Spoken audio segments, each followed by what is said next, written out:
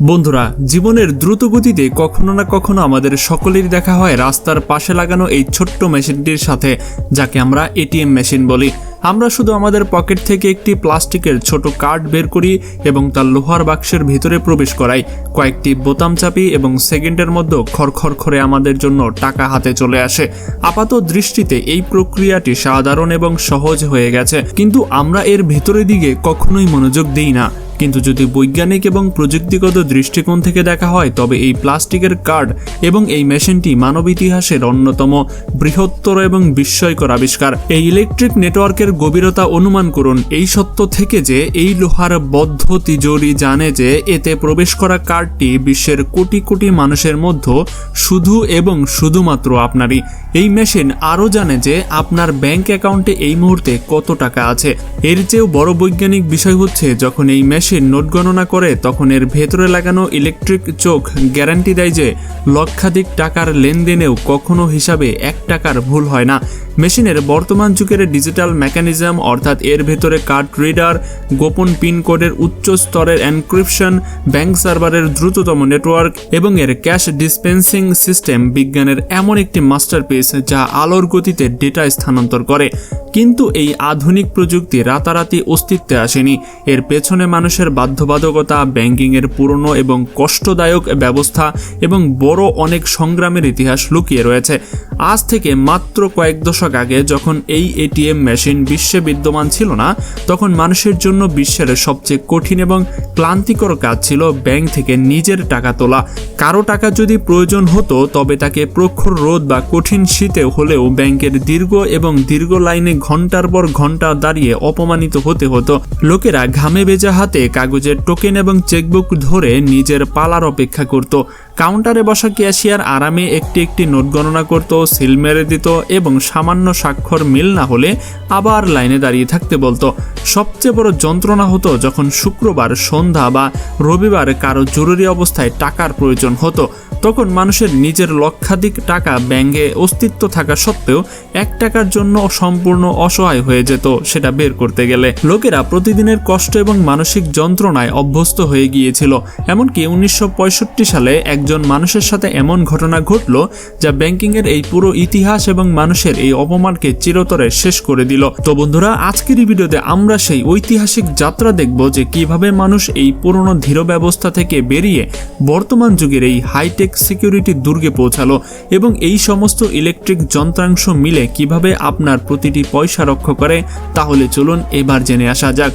এই গল্পের সূচনা হয় 1965 সাল থেকে।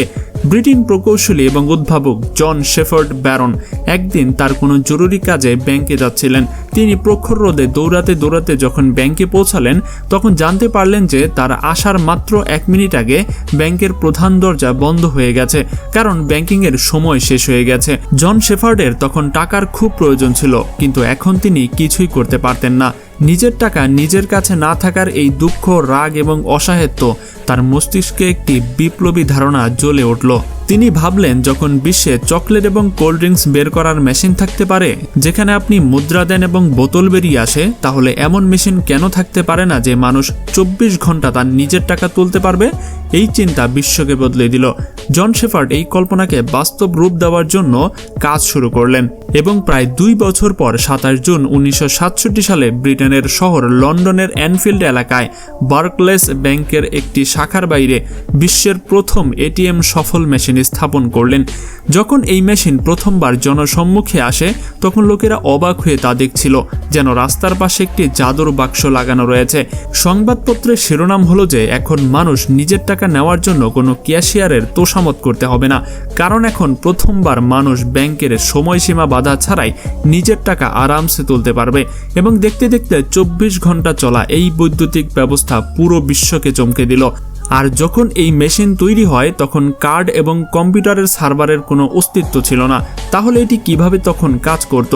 বন্ধুরা, তখন প্লাস্টিক কার্ডের পরিবর্তে একটি বিশেষ ধরনের কাগজের চেক ব্যবহার করা হতো, যাতে হালকা তেজস্ক্রিয়া রাসায়নিক লাগানো থাকতো। মেশিন এই রাসায়নিকে পড়তো এবং টাকা বের করে দিত। এখানে নিরাপত্তার একটি খুব বড় ঝুঁকি ছিল যে কেউ নকল রাসায়নিক লাগিয়ে ব্যাংক লুট করতে পারে। তাই বিজ্ঞানীদের এমন একটি নিরাপদ পথের সন্ধান ছিল যেখানে যেখানে প্রতিটি মানুষ একটি স্বতন্ত্র পরিচয় থাকে এবং এখান থেকেই জন্ম নেয় সেই জিনিসটি যাকে আমরা পিনকোড বলি। জন শেফার্ড প্রথমে 6 অঙ্কের পাসওয়ার্ড বানাতে চেয়েছিলেন, কিন্তু এখানেও একটি মজার ঘটনা ঘটল। তার স্ত্রী বলল যে তার নাকি 6 অঙ্ক অনেক বেশি বলে মনে হয় এবং তার মস্তিষ্ক একবারে সেই 6 অঙ্ক মনে রাখতে পারে না। আমার মস্তিষ্ক একেবারে শুধুমাত্র 4 অঙ্ক খুব দ্রুত মনে রাখতে পারে। তার স্ত্রীর এই একটা কথায় তিনি পাসওয়ার্ড 4 অঙ্কের করলেন এবং এ কারণেই আজ সারা বিশ্বে এটিএম মেশিনের পিন কোড শুধুমাত্র 4 অঙ্কেরই রয়েছে। এখন যখন 1979 সাল এবং 1980 সালের দিকে কম্পিউটার সাধারণ হয়ে গেল, তখন ম্যাগনেটিক স্ট্রিপ আবিষ্কৃত হলো যা কাগজের চেকের স্থান নিল। কিন্তু এই পুরনো চৌম্বকীয় স্ট্রিপে একটি নিরাপত্তা ছিদ্র ছিল যা হ্যাকাররা কাজে লাগিয়ে সেকেন্ডের মধ্যে মানুষের অ্যাকাউন্ট খালি করে দিতে পারত। এখন এখানে গল্পটি সম্পূর্ণ নতুন মোড় নেয় যে এই ত্রুটি দূর করার জন্য বর্তমান যুগের চকচকে মাইক্রোচিপ কিভাবে আবিষ্কৃত হলো। চলুন এখন এটিএম এর ভেতরের ব্যবস্থার দিকে যাই, যেখান থেকে আসলে বৈজ্ঞানিক জাদুর শুরু হয়। বন্ধুরা, যখন আপনি কার্ডটি এই মেশিনের ইলেকট্রিক মুখের ভেতরে প্রবেশ করান, তখন সেখানে পদার্থবিজ্ঞান এবং কম্পিউটার বিজ্ঞানের একটি বিস্ময়কর মিলন দেখতে পাওয়া যায়। পুরনো কার্ডের কালো চৌম্বকীয় স্ট্রিপ হ্যাক করা সহজ ছিল, কিন্তু বর্তমান যুগের আধুনিক ইএমভি মাইক্রোচিপ নিরাপত্তাকে এমন একটি অভেদ্য দেয়াল বানিয়েছে যা ভাঙা অসম্ভব। এই চকচকে চিপ মেশিনের কম্পিউটারে আপনার নাম, অ্যাকাউন্টের নাম্বার পাঠায় না, বরং এমন একটি গোপন ডিজিটাল কোড তৈরি করে যা শুধুমাত্র 1 সেকেন্ডের জন্য কার্যকর থাকে। যদি কোনো চোর এই সিগন্যাল বাতাসেও চুরি করে, তবুও সে তা পুনরায় ব্যবহার করতে পারে না, কারণ পরবর্তী লেনদেনেই এই চিপ একটি নতুন কোড তৈরি করে। এরপর আসে আপনার গোপন পিন কোডের পালা। যতক্ষণ না আপনার আঙ্গুলগুলি কিপ্যাডে শক্ত বোতামে স্পর্শ করে আপনি আপনার 4 অঙ্ক প্রবেশ করান, তখন এই সংখ্যাগুলো এটিএম এর হার্ডওয়্যারের ভেতরে একটি বিশেষ নিরাপত্তা কক্ষে চলে যায়। এই প্যাড আপনার পাসওয়ার্ডকে তাৎক্ষণিকভাবে পাবলিক কি ক্রিপ্টোগ্রাফের মাধ্যমে এমন একটি জটিল গাণিতিক সূত্রে রূপান্তর করে যা বিশ্বের কোনো হ্যাকার ডিকোড করতে পারে না। অর্থাৎ কিপ্যাড থেকে বের হবার পর আপনার পিনকোড সংখ্যার আকারে না থেকে একটি গোপন তালার আকারে ভ্রমণ করে, যার চাবি শুধুমাত্র আপনার ব্যাংকের মূল কম্পিউটারের কাছেই থাকে যতক্ষণ না আপনি স্ক্রিনে থাকা ওকে বাটনে চাপছেন। এই মেশিন একটি ব্যক্তিগত এবং অত্যন্ত নিরাপদ ইন্টারনেট নেটওয়ার্কের সাথে সংযুক্ত হয়। আপনার এই গোপন সিগন্যাল তামার তার দিয়ে মাটির নিচে এবং সমুদ্রের গভীরে বিছানো ফাইবার অপটিক্যাল কেবলের মাধ্যমে আলোর গতিতে ভ্রমণ করে। যদি আপনি বিশ্বের কোনো এক কোণে দাঁড়িয়ে থাকেন এবং আপনার ব্যাংক অ্যাকাউন্ট বিশ্বের অন্য কোণে থাকে, তবুও এই সিগন্যাল সেকেন্ডে 10 ভাগে আপনার মূল ব্যাংকের কেন্দ্রীয় ডেটা সেন্টারে পৌঁছে যায়। সেখানে উপস্থিত শক্তিশালী সার্ভারগুলো আপনার ডিজিটাল অ্যাকাউন্ট পরীক্ষা করে, ব্যালেন্স যাচাই করে এবং সেকেন্ডে 1000 ভাগে এটিএম মেশিনের ডিজিটাল সিগন্যাল পাঠায়। যতক্ষণ না ব্যাংক থেকে এই সবুজ সংকেত আসে, মেশিনের সবচেয়ে সক্রিয় এবং যান্ত্রিক অংশটি সচল হয়, যাকে ক্যাশ ডিসপেন্সার বলে। এর নিচের অংশে লোহার শক্ত ক্যাসেট থাকে, যার ভেতরে লক্ষাধিক টাকার নোট সম্পূর্ণ সাজানো থাকে। রাবারের তৈরি ছোট রোলারগুলি অত্যন্ত দ্রুত গতিতে ঘোরে এবং নোটগুলো একে একে নিচের দিকে টানে। এখানে কাজে আসে হাইটেক অপটিক্যাল ফিজিক্স। নোটগুলো যাওয়ার পথে অত্যন্ত সূক্ষ্ম এবং সংবেদনশীল ইনফ্রারেড সেন্সর লাগানো থাকে। যখন একটি নোট একটি সেন্সরের সামনের দিকে যায়, তখন সেন্সর এর মধ্য দিয়ে যাওয়া আলোর পরিমাণ মাইক্রোসেকেন্ডে মাপে।